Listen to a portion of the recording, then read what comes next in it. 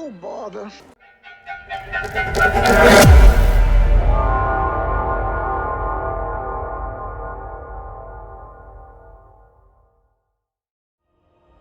Hello, my friends. It's Thursday again, and that means it's time for our newest episode of Let's Talk with me, Yin Yang Total War. Now, to those of you who are new to this channel, this is the day of the week I usually set aside to discuss the goings-on of the community, the games, creative assembly, and occasionally the channel itself. Today, we are going to venture into something we haven't really touched on before, which is speculation. And today's speculation is going to be on the infamous Shadows of Change DLC that is getting an update, allegedly in February. Before we get started, I just want to disclose that this Let's Talk isn't going to have a bunch of pictures or gameplay or anything like that.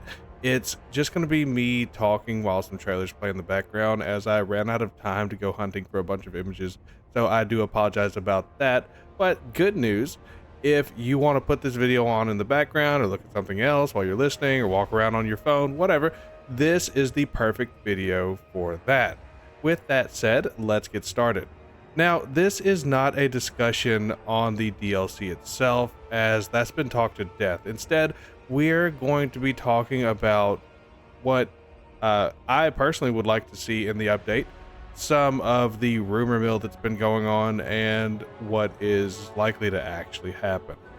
So let's start with the faction I felt like really didn't finish baking, which is going to be Mother Estancia for Kislev.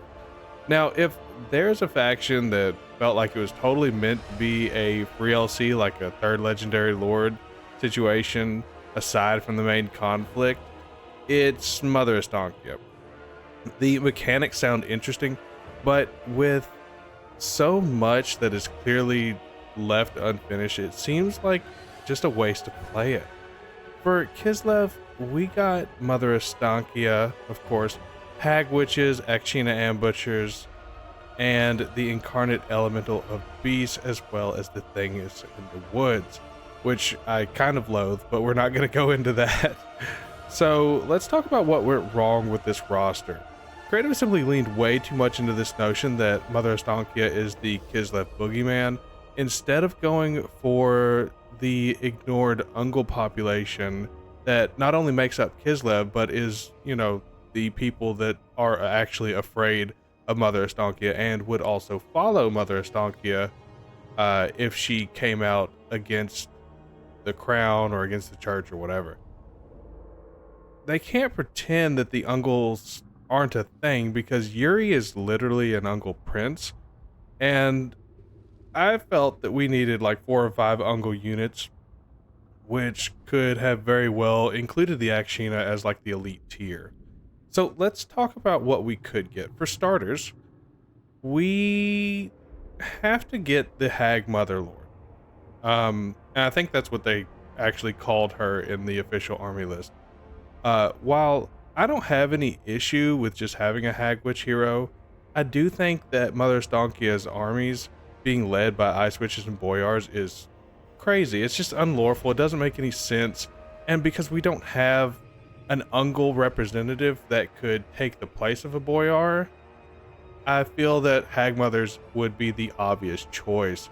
I would also like to see the Akshina get representation as an assassin hero. I'm not saying get rid of the Akshina unit, but just add an assassin hero to Kislev, kind of like a secret police deal. I think that they're really cool. I just think that they were meant to be heroes, and they should be. That said, I'm not going to hold my breath on that one. Finally, because Ungol and Gospodar have been essentially mixed in the form of the Khazars, I think utilizing the Siberian Hunters and Beast Tamers would be a great way to give the Ungols their own niche, whereas the Gospodars kind of go up the Armored Khazar and then eventually the Kreml Guard route. Is it possible they relent and give us the lore of Hags? I think it's possible, but I'm not going to hold out for that one because, well, they tried to give us a version of that through abilities, and they might just stick to that. They might just stick to their guns, invest in something else. I know that some people would be upset, but like I said before, Lore of Hags is kind of a bunch of boosters. It's not really its own big thing like a lot of people seem to believe it is. So take it or leave it. You might not like what I said about it. If you don't, then let me know down in the comment section. I'm sure there'll be a couple people. What I would really like to get is the Frost Fiend, but I bet that would be a huge chunk of the art budget. So who knows if that could even reasonably make it in. But if you don't have, or if we're not going to get the Frost Fiend, there is a Frost Fiend mod that you should definitely go check out. And that thing is disgusting, but awesome at the same time. Now, let's touch on the rumors just a little bit, because if they're to be believed, we are going to be getting like 3 legendary heroes stacked onto this update. I believe if all things are even, right, Kislev would probably get one of the 3 heroes. Because, well, they have Ulrika. And I know she's Empire / Kislev, but they have Ulrika. And if they got another one, then they would get 2, just like Zinch got 2. So, with that said, I think that what they're going to do is go with Nyaska Lesa. I think that's how you say her name. If not, I apologize. But the Golden Knight, that's how I'm going to refer to her from now on. While she could reasonably be a legendary lord, I think she's much more versatile in the role of a legendary hero, where she could act as a bodyguard and a duelist. Plus, to my knowledge, she shows up to enforce the arena's will rather than leading armies herself. But hey, that's just to my knowledge and my opinion. Moving on to Cathay, these guys, they need a bunch of stuff, but I believe that the intention is to give them multiple DLC, or at least one more before the game comes to an end. I'd hope for 2 more, because I really want to see Li Dao and Yin Yin get some action. I believe Li Dao is going to come one way or another with the Monkey King, but we're not going to talk about that today. Instead, we're going to focus on what could be coming alongside Yuan Bo. Well, speaking of what came alongside Yuan Bo, we got the Celestial General, the Jade and Jet Lions, which are the same unit, let's be real. The Zhengu War Drum, which is okay, I guess, and the Onyx Crowman, and that's it. No hero, no legendary hero, and while the Jet / Jade Lion is very cool, it's not really a showstopper like the other 2 races got. So what do we do here? First, I say that Cathay is fine on Lords. The Celestial General doesn't really make me excited, but he's fine. That said, I think Cathay needs some heroes pretty badly. First, and obviously, I think that we should be getting the Gate Master. This is one that we're incredibly likely to get. It had art, it had assets in game. It was literally in the book promoting the DLC. There's no reason not to do it. Second, and honestly, my favorite is the Onyx Assassin. I think, just like the Akshina, the Onyx Crowmen were meant to be an assassin hero that got turned into a unit because they were just trying to cobble something together. Don't get me wrong, the Onyx Crowmen serve an important role in the Cathayan army, especially being able to, fly and shut down enemy archers, stuff like that. They're really good at chasing down stuff, but they're not. Their lore says they're assassins and spies, not furies on the side of order, and that's kind of what bothers me. So, Cathay could really use an assassin hero, especially when you have like the Skaven. I'm trying to think outside of modded Total War, but you got the Skaven, the Dark Elves, you got people who have assassins. You need to have your own assassin as Cathay. Again, just my opinion, but that's where I'm gonna put my line in the sand. I really want the Onyx Chroman to get an assassin here. Now that we're done going off onto my little tangent here, let's get back to units. Now, as far as I know, there's not really a whole lot of units that could really logically come with this DLC.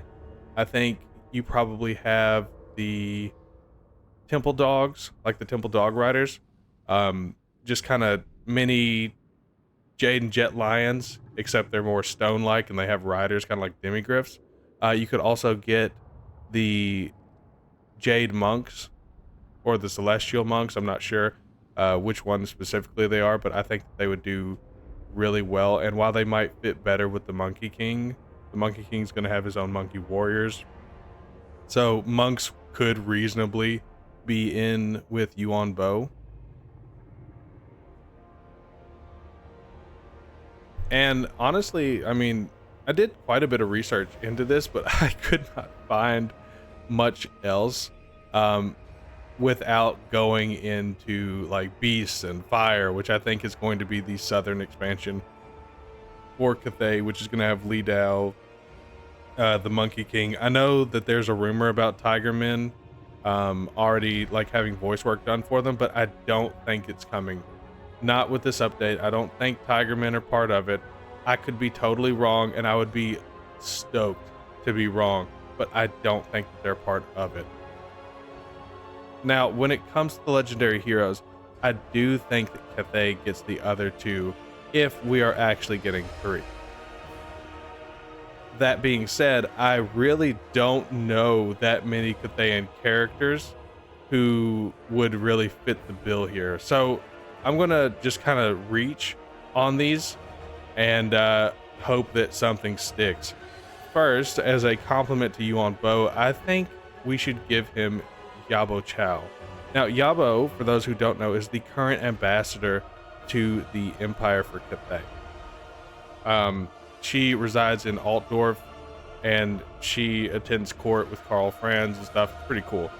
But that's not really what makes her interesting. What stands out about her is her hidden motive to sway the Empire against the Ogre Kingdoms.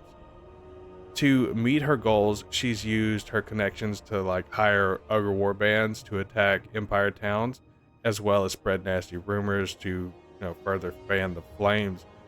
I believe using this kind of mechanic where she can cause international incidents to disrupt nations or cause wars would not only be a compliment to what Yuan Bo is supposed to be all about, but a unique way to use a legendary hero on the campaign level rather than just in battle.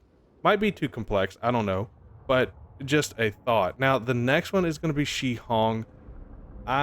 Shi Hong is the Grand Artificer of Nangao and the creator of the Sky Junk. Now, Shi Hong is also blind, which makes his abilities as an artificer all that much more impressive. I would say that he would be very useful to serve in an engineer role where he boosts up ranged artillery or ranged units and artillery units, while bringing some heavy firepower of his own to the fight, but also very fragile in close combat.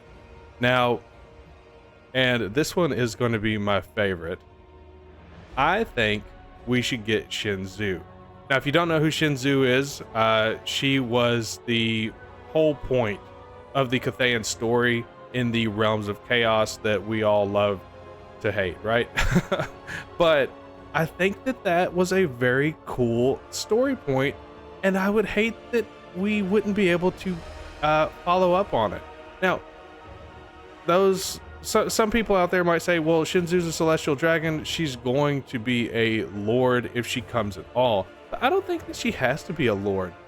She doesn't come across, at least in the lore that we have, the very little bit of lore that we have, as really even a fighter, but she definitely doesn't come across as a leader. That's what the Big Five are for. The Big Five being North, South, East, West, and Central, right? She's not one of the ruling dragons, and that's why she was able to kind of wander off, and that's why they're looking for her.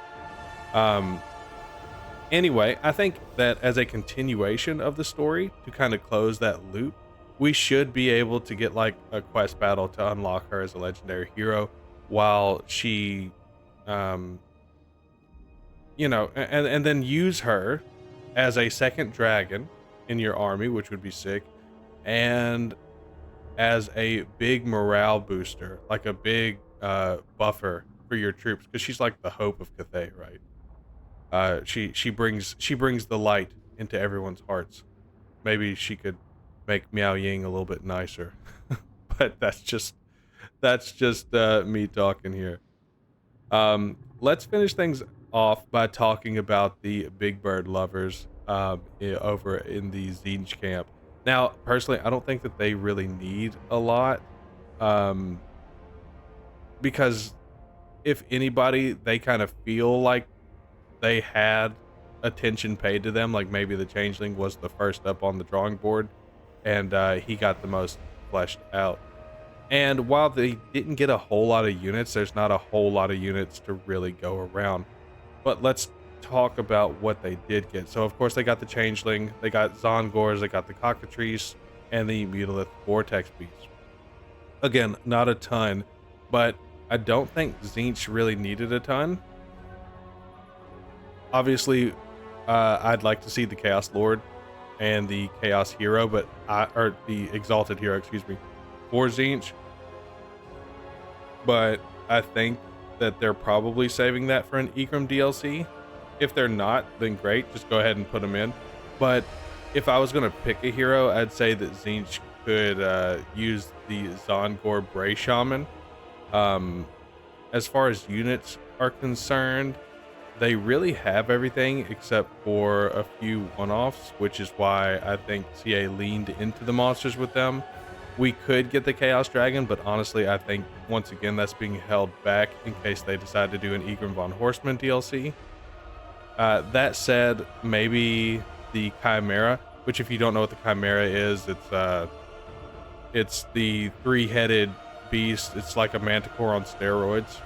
I think it has like, well, no, I get it confused with the Cockatrice, but regardless, the Chimera is a really cool monster. I would definitely encourage you guys to look it up. Now, if they were going to add another unit, like another line unit, I would say maybe you could downgrade the Cultist Hero into some Cultist units.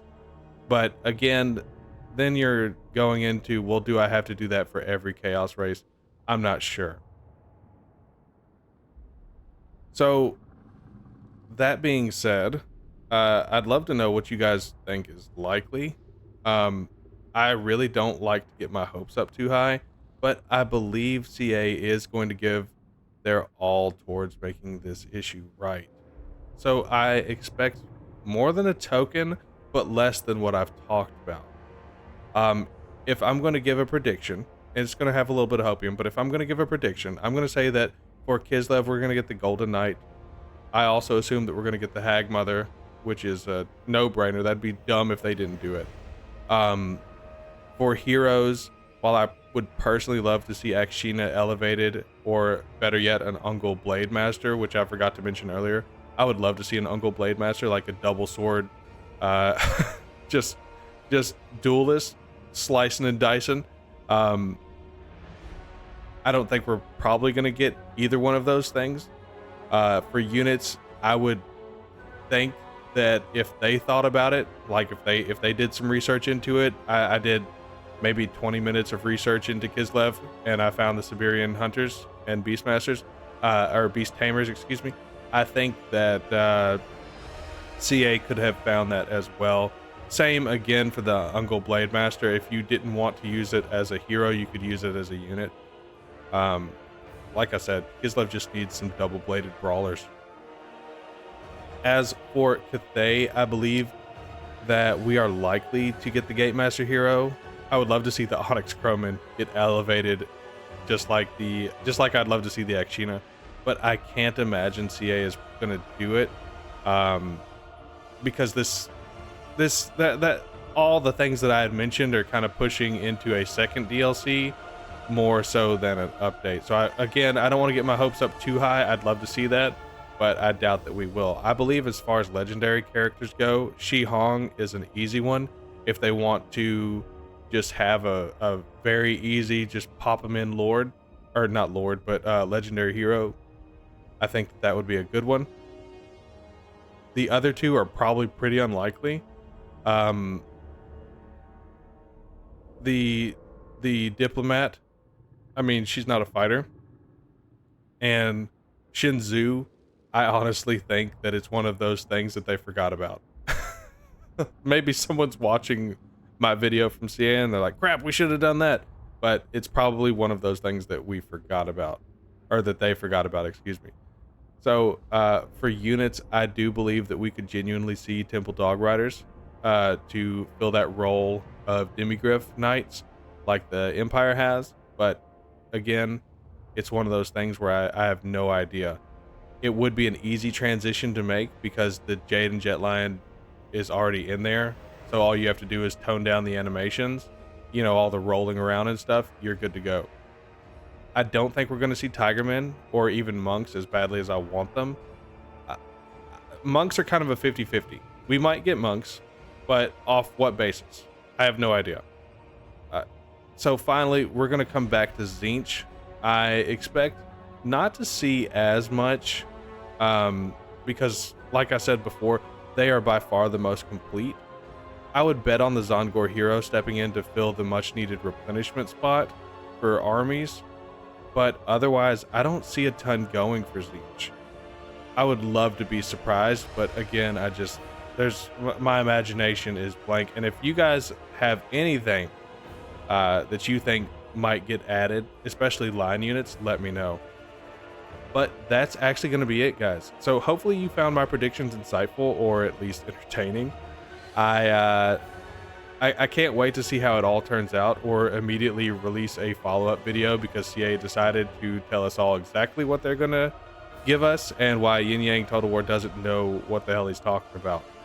But as always, to all my friends, wherever you are, good morning, good evening, and good night. I'll catch you later.